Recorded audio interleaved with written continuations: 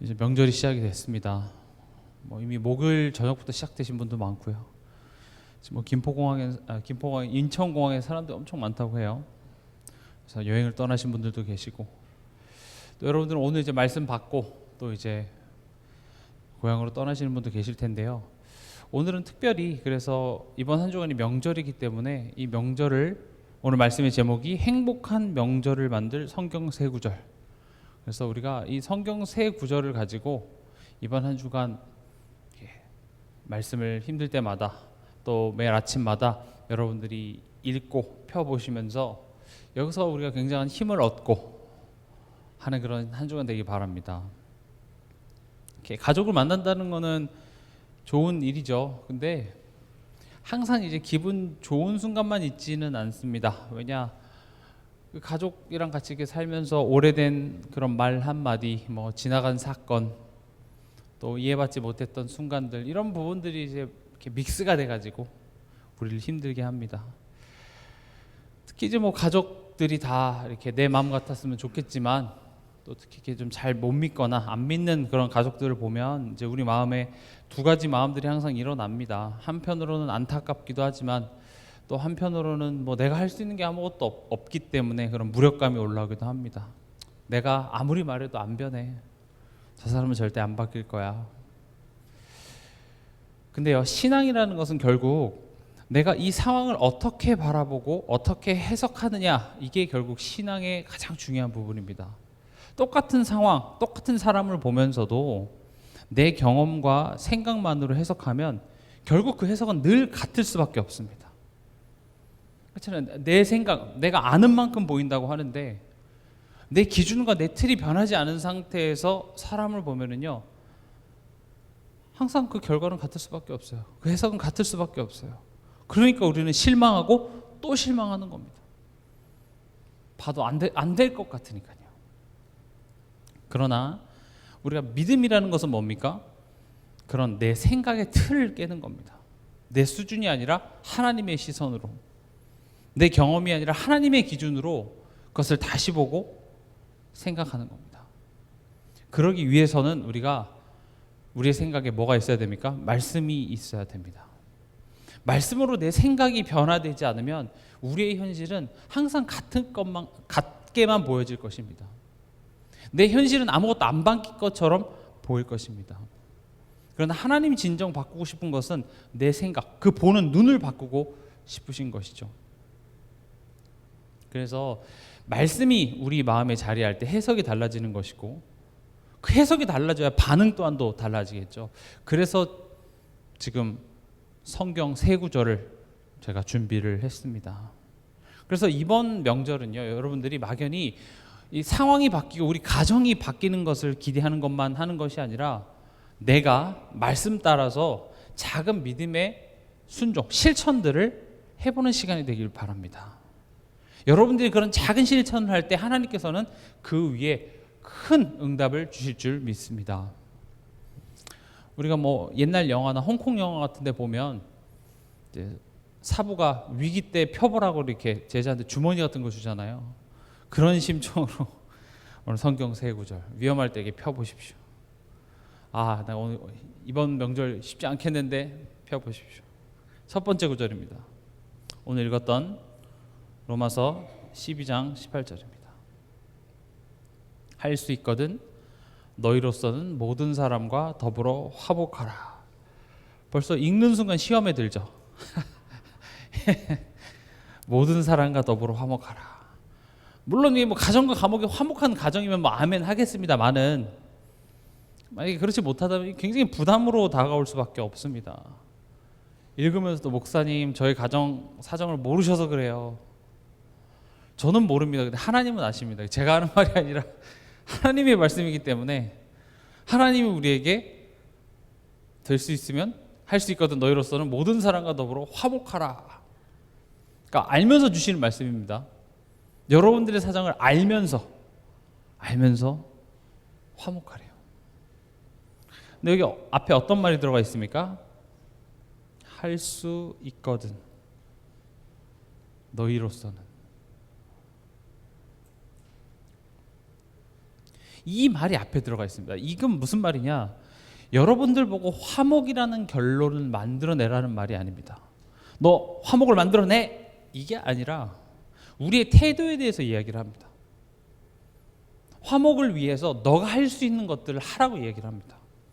그렇게 했을 때 화목의 결과가 나오는 것은 하나님에게 달려 있지만 너가 할 수 있는 것을 해. 우리의 태도에 대해서 지금 이야기를 하고 있는 겁니다. 그럼 우리가 질문해 봐야죠. 왜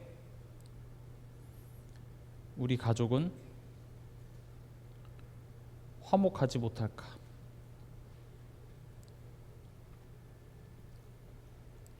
화목하라고 얘기하는 것 자체가 지금 화목하지 않기 때문에 그런 것이죠. 물론 오랜만에 만나면 그냥 화목할 수 있습니다만은 몇 시간만 지나도 벌써 그 화목이 슬금슬금 이제 깨지기 시작하죠. 화목하지 못한 이유를 대라고 하면 다 이제 상대방에게 원인이 있다고 이야기하지만 1차적으로는요, 각자 그 내면에 치유되지 못한 상처와 아픔들이 다 있습니다. 그러니까 서로가 다 아프고 상처가 있으니까 서로가 이런 부분들이 건드려지는 것을 원하지 않는 거예요. 그래서 그런 상처와 아픔을 가지고 계속 가까이서 부딪히게 되니까 이게 화목하기가 힘든 것이죠. 그럼 이런 상황 속에서 내가 할 수 있는 게 뭐가 있겠습니까? 그렇죠. 우리 다 서로가 상처가 많은데 내가 할 수 있는 게 뭐가 있죠? 우리가 한 성경의 그 한 장면을 기억하면 좋습니다. 어떤 장면이냐? 창세기 45장 5절. 어떤 장면이죠? 요셉의 형들과 만나는 장면입니다. 뭐라고 고백합니까? 당신들이 나를 이곳에 팔았다고 해서 근심하지 마소서, 한탄하지 마소서, 하나님이 생명을 구원하시려고 나를 당신들보다 먼저 보내셨나이다. 요셉이 왜 형이 안 미웠겠어요?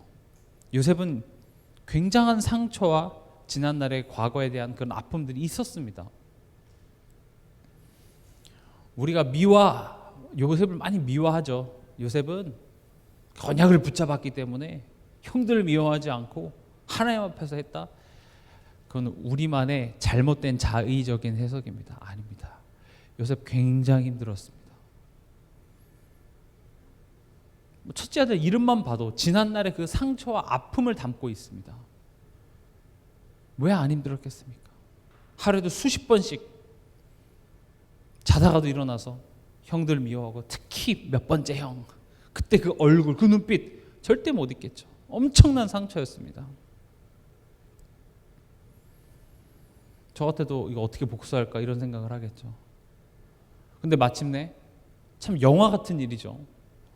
내가 이집트의 국무총리가 되어져 있고 형들이 식량을 구하기 위해서 내 앞에 딱 엎드려져 있는 그 순간, 지금이구나. 그래서 아주 그냥 속이 시원하게 복수를 해줬을 것 같은데 뭐라고 고백합니까? 하나님이 생명을 구원하시려고 나를 당신들보다 먼저 보내셨나이다. 당신들이 나를 파는 건 맞아요. 그러나 하나님이 나를 보내셨습니다. 이게 뭡니까? 하나님의 통치 속에 있음을 고백합니다. 물론 당신이 날 힘들게 한 건 맞아요. 나에게 상처 준 것도 맞고 당신 때문에 내가 고생한 건 맞지만 그것조차도 하나님께서는 나를 빚어내시기 위해서 하나님이 사용하셨습니다. 이 고백입니다. 누구 때문에 내가 이 지경이 된 것 같습니까? 내가 누구 잘못 만나서 내가 이렇게 된 것 같습니까? 사실은요, 하나님이 나를 구원하시고 나를 이 정도 만들어내기 위해서 내게 허락하신 만남입니다. 내 사랑하는 배우자도 하나님이 나를 여기까지 이끌기 위해서 내게 허락하신 귀한 사람입니다. 내 수준으로는 밉습니다. 내 수준은 그때 돌아갔으면 이런 선택 안 했을 텐데, 물론 지금 이 마인드를 갖고 다시 과거로 돌아가면 그런 선택 안 하셨겠죠. 그리고 내가 선택해서 내가 힘든 건 맞습니다. 그러나 하나님께서는 그것조차도 나를 빚어가시는데 쓰신다는 것이죠. 우리가 어떤 가정 안에 화목을 만들어낼 수는 없습니다. 그러나 우리가 매 순간순간마다 하나님의 통치를 인정하고 고백하는 것은 할 수 있습니다. 이게 고백이 안 되면요, 미움밖에 보이지 않습니다. 원망밖에 되지 않습니다. 그냥 후회가 됩니다. 항상 비교가 되죠. 그러나 요셉은 어떻게 했습니까? 요셉이 이런 고백을 했다기보다는 하나님이 결국 요셉의 인생을 통해서 만들어낸 게 뭡니까? 하나님이 생명을 구원하시려고 나를 당신들보다 먼저 보내셨나이다. 이게 뭡니까? 하나님의 통치 속에 있음을 인정하고 고백하는 한 사람으로 하나님이 만들어내셨다 이거예요. 요셉이 국무총리 된 게 대단한 게 아니라 하나님이 내 삶을 이끌고 계시다는 사실을 진짜 인정하게 하나님은 만드셨다는 것이죠. 그게 인정되는 순간 더 이상 요셉한테는 문제가 있을 필요가 없었습니다. 더 이상 요셉한테는 자기 핍박하는 형이 존재할 필요가 없게 됐죠. 왜요? 하나님이 목적한 바를 내가 요셉이 이뤘기 때문에. 그렇다면 지금 내 가정 안에도 내 가문 안에도 나를 힘들게 하고 나를 핍박하는 어떤 그런 대상이 있다면 그 속에서 내가 하나님의 통치 속에 있음을 고백할 때에 만약 하나님이 그것 때문에 내게 이런 만남을 허락하신 거라면 더 이상 그런 만남은 내게 있을 필요가 없겠죠. 이번 명절 동안 여러분 한번 고백해 보시기 바랍니다. 그래, 하나님이 지금 날 이 가문에 보내셨는데 하나님이 지금 이 사람을 통하여서 나를 지금 빚어가고 계시는구나. 이 고백이요 굉장한 차이를 만들어낼 줄 믿습니다.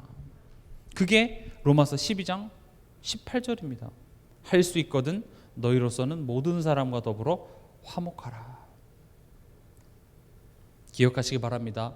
우리가 화목을 만들어낼 수는 없지만 하나님의 통치를 인정하고 고백하는 내가 할 수 있는 것들을 해보시기 바랍니다.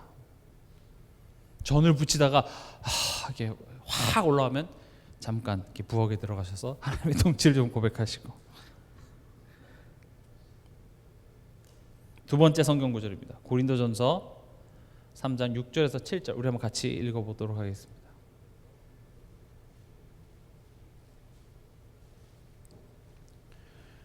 고린도전서 3장 6절에서 7절 같이 읽겠습니다. 나는 심었고 아볼로는 물을 주었을 때 오직 하나님께서 자라나게 하셨나니 그런즉 심는 이나 물을 주는 이나 아무것도 아니로되 오직 자라게 하시는 이는 하나님뿐이니라. 아멘. 두 번째 성경 구절이죠. 이 가족 변화가 힘든 이유가 있습니다. 내 마음 같지 않아서 그렇습니다. 오랜만에 가족들도 만나고 하면 이제 그 가족들의 좋은 부분도 있지만 또 안타까운 부분들, 변했으면 하는 부분들이 이렇게 보이니까 이걸 좀 이렇게 좋은 마음에, 사랑하는 마음에 이렇게 이야기를 하는데 오히려 그것 때문에 더 싸움이 나기도 하죠. 그 과학자들이 그러더라고요. 우리의 뇌는요, 가까운 가족을 내 몸의 일부라고 생각한대요. 그래서 내 자녀가, 내 남편이, 내 아내가 내 맘대로 되지 않으면 이게 내가 혼란을 일으킨다는 거죠. 그렇잖아요. 내 손은 내 몸이기 때문에 내가 이렇게 조정이 되는데 내 가까운 가족조차도 내 뇌가 내 몸의 일부라고 생각하니까 이게 내 맘대로 돼야 되는데 안 되니까 그게 내게 더 힘든 것이죠. 이제 그렇게 생각하니까 밖에서 다른 사람들한테는 한없이 이해심 많고 나이스한 사람인데 집에만 오면 이상해지는 거예요. 저도 이렇게 사역을 하면 그 사역 대상자의 어떤 그런 이야기들을 충분히 이해해주고 하지만 이게 정작 내 가족에게는 이게 좀 잘 안 되는 경우가 많아요.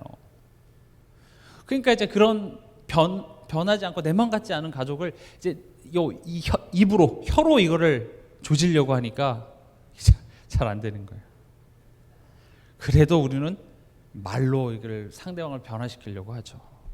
그래서 여러분들 꼭 기억하시기 바랍니다. 이번 명절에는요, 명절 잔소리 하지 말라. 기억하시기 바랍니다. 제가 듣기 싫어서 그런 게 아니라 명절 잔소리 하지 말라. 명절쯤 되니까 이제 뭐 그 유튜브나 이런 데서 이렇게 알고리즘이 뜨더라고요. 명절 잔소리 졸업하는 방법. 어떻게 졸업하냐? 첫 번째 취직을 하는 겁니다. 취직한다고 끝날까요? 아닙니다. 그다음 결혼을 해야 됩니다. 결혼한다고 끝날까요? 아닙니다. 두 자녀를 낳아야 되는데 그 두 자녀의 성별이 달라야 됩니다. 딸을 낳으면 안 돼요. 아들까지 이렇게 낳아야 돼요. 거기다 또 이제 기독교 집안이면은 교회 나가라까지가 나오죠. 그런다고 잔소리가 졸업이 될까요? 안 됩니다. 물론 이게 잔소리를 하는 상대방의 입장은 이해가 됩니다. 내가 너를 걱정하고 생각하는 그 의도이기 때문에 당연히 그 사랑하는 마음에서 이제 잔소리가 나가는 것이죠. 근데 우리가 이제 가만히 잔소리를 하는 내 자신을 한번 좀 돌아보자는 겁니다. 그 잔소리에 사실 뭐가 묻어 있습니까? 불안과 염려가 묻어 있습니다. 이 말은 옳은 소리도 하지 말라는 말이 아닙니다. 내가 필요한 말은 해야 되나? 사실은 그 말에 불안과 염려가 묻어 있으면 상대방은요, 내가 너를 이만큼 생각해, 난 너를 위해라는 그 의도보다는 나의 불안이 먼저 전달이 됩니다. 특히 부모와 자녀와의 관계 속에서는요, 부모는 자녀는 부모의 그 감정을 먼저 받아들여요. 저도 그런 느낌을 받을 때가 있다니까요. 그냥 학교에서 집에 들어왔는데 그 공기가 엄마를 만난 것도 아니고 그냥 문을 열고 들어갔는데 공기가 뭔가 좀 달라. 평상시랑 달라. 그런 날은 어떻게 해요? 얌전히 조용히 쓸데없는 말 안 하죠. 왜냐? 이게 느껴져요. 잔소리를 하는데 정말로 그래, 너의 삶 속에 하나님이 일하실 것을 기대하는 마음으로, 축복하는 마음으로 한다면요, 마음문이 열릴 겁니다. 근데 딱 엄마의 눈빛을 보면은 뭐예요? 야, 너 그래가지고 벌써 엄마 눈에 나 벌써 이제 결혼도 못하고 이제 노총각으로 이제 죽어가는 그 그림을 벌써 그리고 이제 그 얘기를 하는 거예요. 그러니까 불안과 염려가 내 마음속에 이미 지배되어져 있기 때문에 나의 이 너를 향한 마음이 전달되기보다는 불안함이 먼저 도착해 있더라는 거죠. 그래서 그게 닫혀 있으니까 이게 안 되는 거예요. 그러니까 나는 얘기하면서 나 너를 위해서 얘기하잖아. 나 아니면 누가 얘기해 줄 거야. 하는데 상대방은 그 엄마가 벌써 미래의 그림, 넌 이렇게 하면 이렇게 할 거고 저렇게 하면 저렇게 할 거잖아 라는 그 그림이 먼저 딱 와닿으니까 엄마는 날 못 믿어. 마음이 먼저 딱 닫혀지는 것이죠. 그리고 애초에 잔소리를 한다는 것 자체가 뭘 전제로 하냐? 내가 옳다, 내 경험, 내가 살아보니까 이렇다, 이게 전제되어 있다는 겁니다. 절대 오해하면 안 됩니다. 제가 잔소리 듣기 싫어서 지금 이렇게 얘기하는 게 절대 아니라, 이번 명절만큼은요, 내가 옳다는 것을 증명하는 시간이 되기보다는요, 내 안에 예수님이 살아계시다, 이걸 한번 나타내 보자는 거죠. 오랜만에 조카 만나서 내가 옳다, 내가 살아보니까, 벌써 내가 뭔가 옳다고 생각하니까 내가 지금 상대방에게 잔소리가 나가는 거 아니겠어요? 너 이렇게 살면 안 돼. 근데 우리 가만히 생각해 보면은 내가 그렇게 지금 잘 살아온 겁니까? 내 힘을 가지고? 아니요. 우리 하나님의 은혜 속에 살아왔어요. 하나님이 인도해 오셨어요. 오히려 우리는 어떤 경험이 쌓여야 올바른 경험이냐? 야, 내가 옳다고, 내가 맞다고 생각하는 거 선택했는데 그게 결국은 내게 도움되지 않더라. 결국 하나님을 바라봐야 되고, 하나님 의지해야 되고, 하나님의 은혜 안에 살아가고 있구나, 요게 경험으로 쌓여야 되는데, 그게 아니라 뭔가 내 인생의 어떤 경험과 노하우를 전수해 주기 위해서. 근데 이번 명절만큼은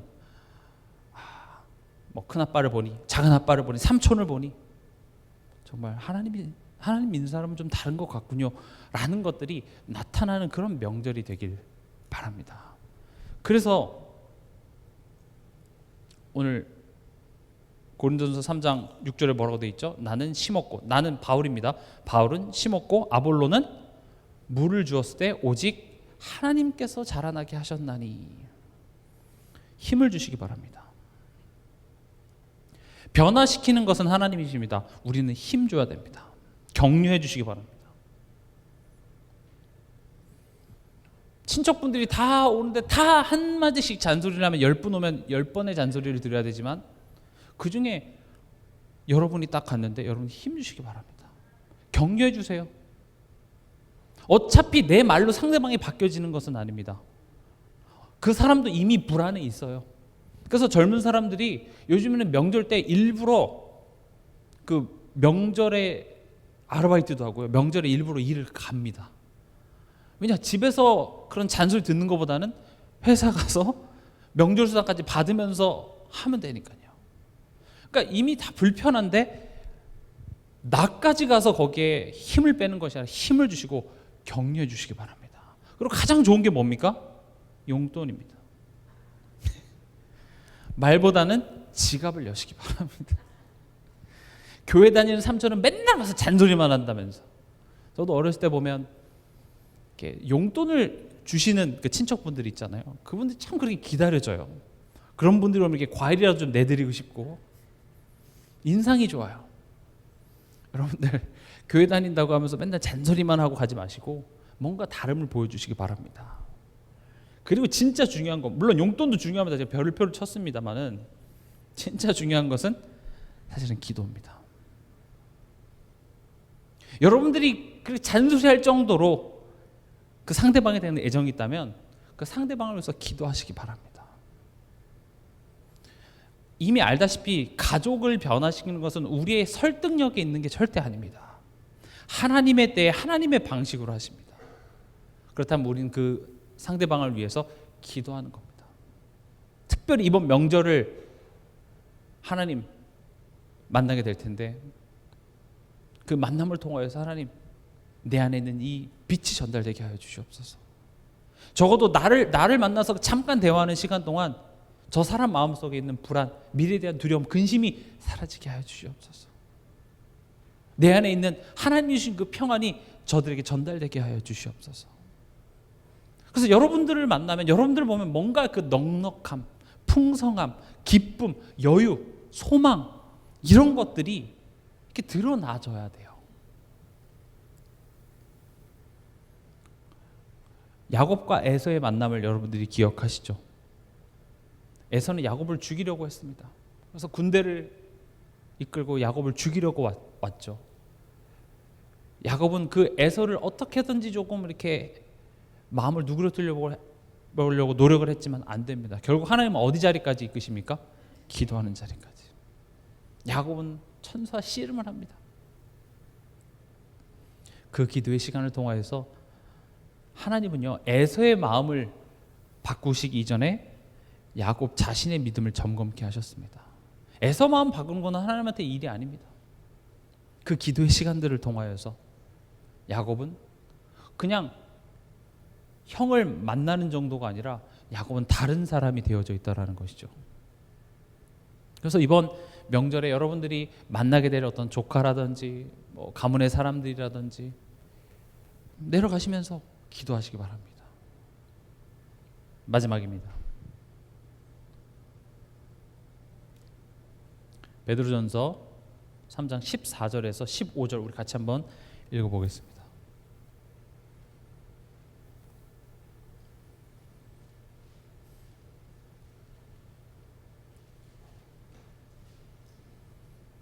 베드로전서 3장 14절에서 15절 세 번째 성경 구절입니다.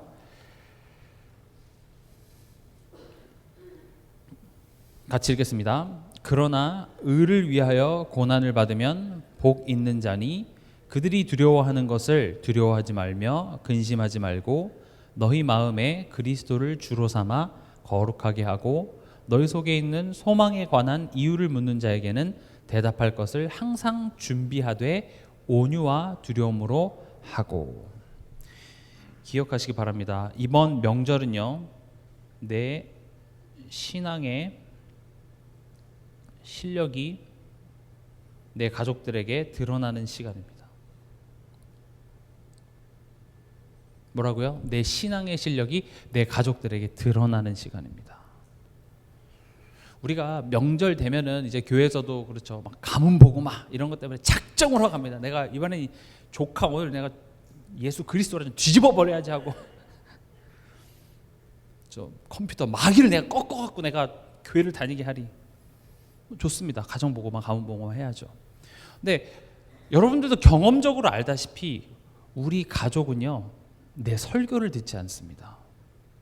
여러분들의 삶을 봅니다. 여러분들의 태도를 봅니다. 나를 앉혀놓고 한 1시간 넘게 막 침튀겨가면서 복음 설명해놓고 예수 믿으라 그래놓고 거실에서 고스톱치다가 막 싸우고 막 이런 모습을 보면 저게 예수 믿는 건가? 교회 다니는데 왜 저렇게 까칠하지? 이렇게 된다고요. 기억하시기 바랍니다. 명절은 내 신앙의 실력이 내 가족들에게 드러나는 시간입니다. 그래서 더 잘 보이기 위해서 가식적으로 행하라 이런 것은 아닙니다만은 우리가 항상 뭔가 이렇게 말로 사람들을 설득하려고 하고 내 마음대로 뭔가를 하려고 하는데 내가 지금 말씀 앞에서 내가 변해줘야 되고 내 안에 뭔가 다른 것이 그들에게 전달되어질 때에 이게 효과가 있다는 것이죠. 그래서 지금 베드로전서 3장 14절에 뭐라고 얘기하고 있습니까? 그들이 두려워하는 것을 두려워하지 말라.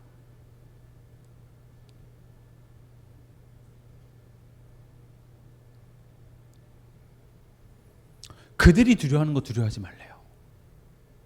뭔가 다름을 보여준다고 해서 뭔가 옷도 뭐 이렇게 입고 그런 게 아니라 대화를 하면서 그들이 두려워하는 거를 내가 똑같이 두려워하고 있을 때 예수 믿는다고 뭐 다를 바가 없네가 되는 것이죠.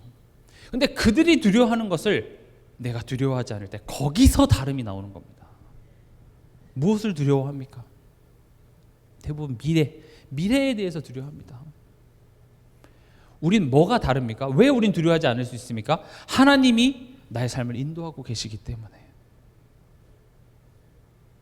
하나님이 인도하신다가 막연하죠. 그래서 어디서부터 시작됩니까? 창세전에부터 시작돼야 됩니다. 내가 하나님을 믿고 내가 뭐 모태신앙으로 태어나서 교회 다닌 줄 알았는데 하나님이 나를 먼저 사랑하시고 나를 택하시고 나를 위한 구원을 2000년 전에 예수 그리스도를 통하여 십자가에서 이루시고 또 그 복음의 소식을 내게 전달하여 주사 그것을 믿게 하셔서 자녀 삼으시고 지금 오늘 2026년에 나를 존재케 하는 이 모든 것이 우연이 아니라 하나님의 인도라는 사실입니다. 하나님의 인도 속에 살아가고 있기 때문에 우리에게 있어서 내일은 두려움이 아니라 뭐예요? 소망이 되는 겁니다. 내가 살아나야 되고 내가 버텨야 되고 내가 헤쳐나가야 될 상황이기 때문에 모두가 다 두렵습니다. 마치 아이가 부모가 없으면 두려워할 수밖에 없죠. 엄마가 딱 떠나가는 순간 벌써 아이 입에서는 가르쳐주지 않아도 자동적으로 엄마 이렇게 부르죠. 말도 못하는 막 하면서 엄마를 찾는단 말이죠. 근데 엄마가 있는 아이는 뭐 잠깐 이렇게 울어도 결국 엄마 품에 있기 때문에 그 울음을 그치고 그 엄마 품에서 편안하게 잠을 잘 수 있듯이 여러분들은 지금 하나님의 품에 있습니다. 여러분들이 지금 겪는 문제요, 어려움이요, 이거 다 하나님이 나를 세우시기 위해서 허락된 문제지 진짜 부모가 없어, 엄마가 없어서 여러분들을 정말로 위기와 절망 가운데로 빠뜨릴 내용이 아니라는 겁니다. 왜 우리는 그들이 두려워하는 것을 똑같이 두려워하고 있습니까? 내가 지금 하나님을 몰라서 그래요. 그래서 올해 주제가 뭡니까? 여호와를 알자, 힘써 여호와를 알자입니다. 그러면 내가 그들과 다름을 보여주기 위해서 뭐부터 해야 됩니까? 내가 지금 하나님의 인도 속에 있구나. 내 안에 있는 두려움과 근심부터 사라져야 돼요. 거기서부터 확신하고 가셔야 돼요. 그렇지 않으면요 똑같이 가서 두려워하면서 너 잘 왔다, 너 교회 왜 안 다녀? 그럼 지옥 가. 지옥이 얼마나 뜨거운 줄 알아. 이런 말은 막 많이 하는데 돌아서서 똑같이 오히려 더해. 무슨 말인지 이해가 되시죠? 우리는 다릅니다. 이미 다릅니다. 다르려고 노력하지 않아도 우리는 이미 다릅니다. 그들이 두려워하는 것을 우리는 두려워할 필요가 없습니다. 그래서 15절에 이렇게 돼 있죠. 너희 마음에 그리스도를 주로 삼아 거룩하게 하고. 우리 마음에 그리스도를 주로 삼으래요. 이번 명절에 여러분들이 마음의 준비를 하시기 바랍니다. 어떤 준비요? 그리스도를 주로 삼으라.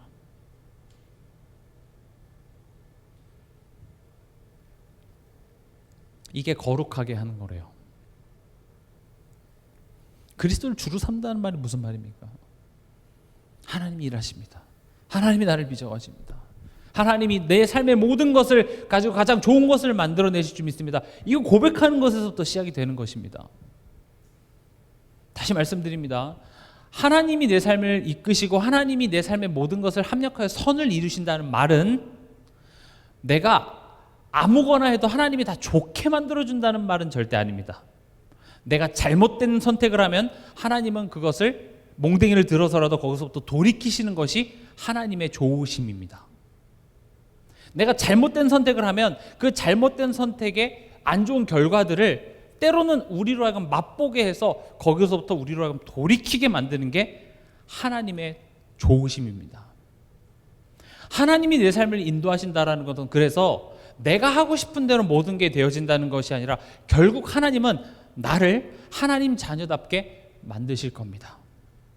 예수를 주로 삼는다는 말은요, 그래서 결국 우리 삶에는 실패가 절대 없습니다.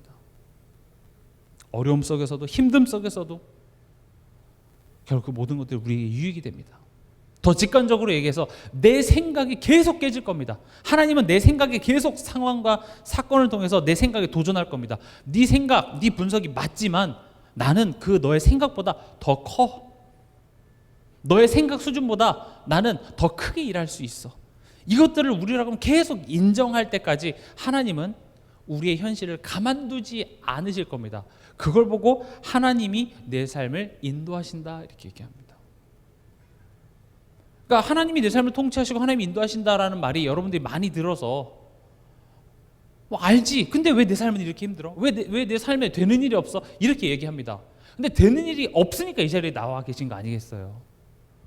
그렇죠? 이게 하나님의 인도하심이라고요. 하나님이 결국 만들고자 하는 건 뭐예요? 하나님을 찾는 자가 되는 거예요.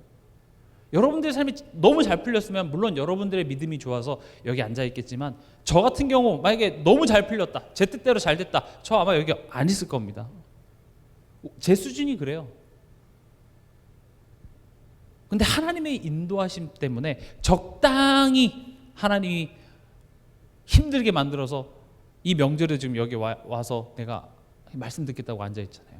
이게 축복이에요.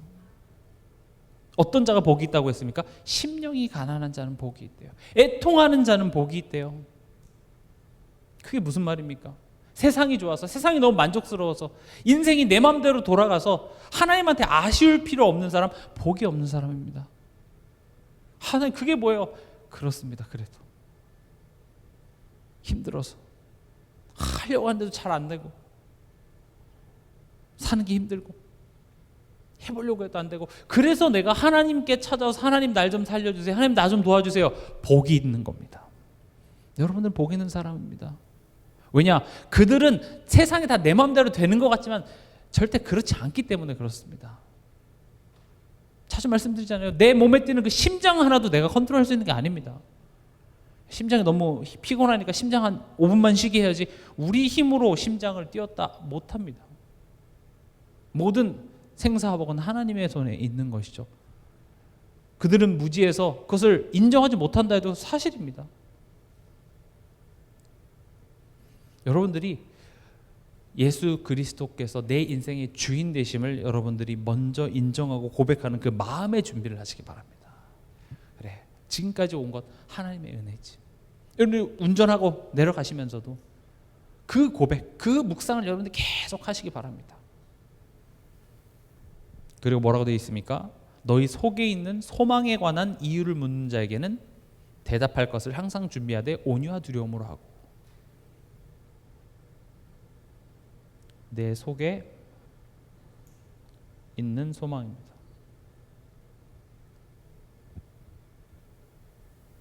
지금 여러분들 속에 있는 소망에 관한 이유를 묻는 자들에게 대답을 준비하라 그랬는데, 그럼 내 속에 소망이 드러나야 이유를 묻겠잖아요. 그렇죠? 내 속에 뭔가 소망이 있는 거예요. 쉽게 설명을 해볼게요. 지지난주 강단을 가지고 똑같이 밭에서 일을 하는데 갑자기 김 씨가 저 밭을 산다는 거예요. 저 밭이 뭐 나쁘진 않은 것 같은데 저걸 왜 굳이 저렇게 사지? 저거 산다고 뭐 되게 달라질 것 같진 않은데. 근데 막 빚을 끌어다가 저 밭을 사고 또 사고 나서도 얼굴이 싱글벙글한 거예요. 뭐가 그렇게 좋아? 뭐가 그렇게 좋아? 그 땅 산 게 뭐가 그렇게 좋아? 지금 이 농부는 뭐가 다른 거죠? 뭔가를 봤어요. 지금 이 밭에 숨겨진 뭔가를 본 거예요. 그 뭔가를 봤기 때문에 소망이 있는데 그 소망이 감춰집니까? 밭을 사고 내가 억지로 계속 누르려고 해도 이게 새어나오는 웃음을 감출 수가 없다니까요. 그게 지금 내 속에 있는 소망에 관한 이유를 묻거든요. 여러분, 뭔가 이렇게 전도해서 말로써 사람을 바꾸기보다 내 속에 있는 이 소망이 이렇게 드러나야 돼요. 그렇게 우리가 한 사람이 돼야 됩니다. 그것을 보고 증인이라고 얘기합니다. 증인은 그 단어 자체가 뜻이 뭐예요? 본자예요. 요즘에는 그런 게 잘 없지만 이렇게 뭐 사거리나 이렇게 외곽진 데 가서 보면 목격자를 찾습니다. 뭐 몇 월 며칠 날 뭐 어떤 사고가 났는데 그 본 사람 찾는다고 얘기하죠. 아무도 못 봤는데 혹시 본 사람이 있으면 그 사람 찾는 광고. 여러분들은 여러분들 가족과 다른 것을 지금 보고 있습니까? 그리스도 안에, 복음 안에, 하나님 안에 나의 인생이 다르게 해석되어집니까? 아니면 똑같이 나도 내 자녀를 보며 내 배우자를 보며 똑같은 것을 보고 있지 않습니까? 그래서 그들이 두려워하는 것을 나도 똑같이 두려워하고 있는지도 모르겠습니다. 다른 것을 보셔야 돼요. 그게 지금 계속 지난주 그 강단에서 계속 그 가치에 대해서 지금 말씀하시잖아요. 내 속에 있는 그 소망이 드러나도록 나는 무엇을 소망하는가?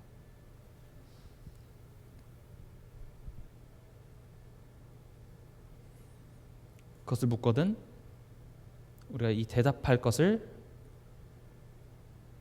항상 준비하라.